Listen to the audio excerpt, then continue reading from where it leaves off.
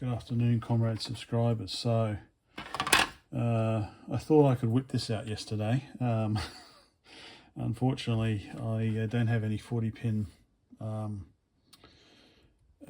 machined sockets, turn pin sockets, because I wanted to put the VLA in here. And when you've got, so this is my little SRAM, my reversible RAM thing. So basically you can take it out, put the original 2K back in, or 1K. But when you've got the nice turn pins like that, machine pins, then you really need to have machine pin sockets. These ones aren't too good, so I was going to put the VLA 81 in here. So you need similar, you need turn pin sockets, but I'm all out of 40 pins, so I'll have to order them. JCar don't have them, so I can't pop out and get some. So unfortunately, I won't be able to finish this video today. So I thought I'd have a look at this for the Amstrad PPC. I'm a bit scared by this because unfortunately I can't finish this one either, because I'm still waiting on the compact flash sockets. But anyway, let me tidy this up and we'll have a look. Okay, so this is the original external expansion for the Amstrad PPC, not my design. enide, enide.net, designed in Portugal. So this is the modem board that comes in the Amstrad PPC. So pretty useless these days. This is the two connectors. It doesn't have the full ISA bus across because obviously it just needs the modem. So I've had to basically use the same idea. So have those on this board, and then I'm thinking just internal ribbon cable, IDC cable, going to the outside. Or you could do, I did actually see a picture from back in the day, an internal hard drive, 20 megabyte hard drive, and they had actually soldered to the do I have, I'll show it later. They had actually soldered to the expansion connectors on the inside of the board. So I'm hoping just by doing that, it's much easier. Now I did have one more pair of those IDC connectors. Mutta en mä tiedä missä I don't know. So Nelvat, yeah, Nelvat. So anyway, so this is the modem board, and the idea is that this replaces that. Let's see if I got the screw holes. Looks like I might. Okay. So that screw hole kind of matches up. That screw hole kind of matches up. Okay, and there's supposed to be, okay, so we need screw holes here to hold on that. Screw hole there is totally off. That one is totally off by the looks of it, yeah. And screw hole down the back here is kind of in the right place. So it looks like this screw hole's off anyway, but it's roughly the right size.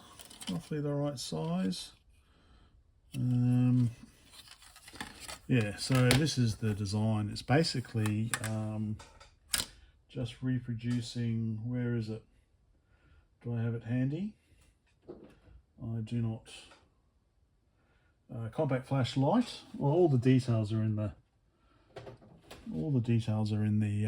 video description. Always read the video description. Yeah, so I'll do what I can on this one. Like I said, I don't have the compact flash. In hindsight, I probably should have just put an IDC connector on so that I could just do some testing at least. Yeah, so that would have been handy. anyway,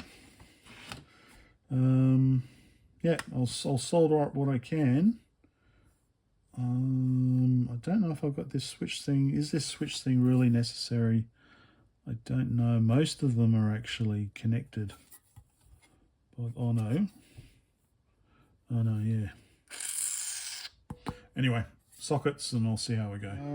Okay, so I'm just about finished doing what I can do today. So I'm not going to put the chips in until I'm finished it.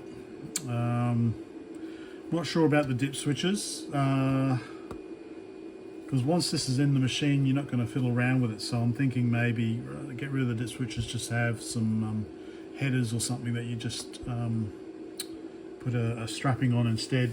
That might be better. So yeah, I'm certainly not going to buy a switch just for this. I'm just going to hardwire it as required, I think. I could use resistors.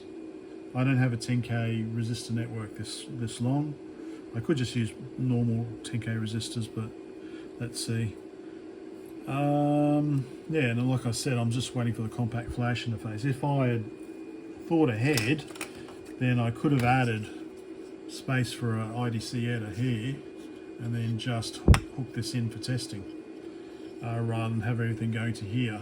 So anyway. So the idea was, so this is the main Amstrad motherboard.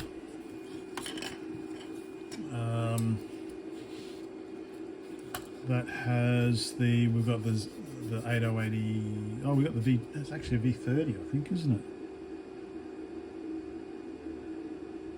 I think, yeah, that's actually a V30, and 8087 goes there, and then the modem board just hooks on to like that, and it has this there that fills up the gap. So instead of having that like that, we take that away, we put this in its place, and you can see I've got the outline there. So actually, I should really unscrew it, but basically the idea is you can reuse this, maybe cut that hole out for the compact flash, like so. So it goes on like that. So yeah, I need to put some screw holes in the corner there. So it goes on like that, and then you've got your ISA expansion there. So let's zoom out a bit. So you've got your ISA, so probably, oh yeah, it's probably, maybe think about removing these. That might be a requirement to remove those.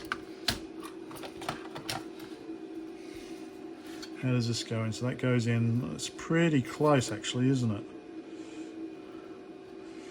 It is pretty close. So that's how that goes in. So I might, well, I've got tons of real estate, so I might need to offset these. I might have to push these further in, because the idea is that we've got, so these are the expansion connectors there, so hey, like that. So the idea is that you get a DB25 DC37 ribbon cable, and plug it in, and then the ribbon cable comes under, 90-degree turn, and then plugs into here and here. That's the idea, like that. And then you've got your compact flash sticking out the back. That was my idea, sticking out the back of the computer. I'm a bit, it should work because it's using an existing interface that we know that works. So this is specified in the Amstrad PPC technical manual. So we've got 10k pull-up resistors on the data lines, and then we've got these transceivers on the address lines. So that's basically here. And then we also have the compact flash Lite implementation as well. So that's here as well. So those two components work. So they should work together. They work when you plug it in like that. So hopefully it works like this. So yeah, unfortunately that's as much as I can do today until I get that. But yeah, wish me luck. I'm making an effort. Hopefully it works. Let's see. Maybe I'll look at the Grundy New Brain SRAM board now. Don't know if that'll work. Let's see. Okay, bye for now. I just got a little bit of a solder bridge there to get rid of.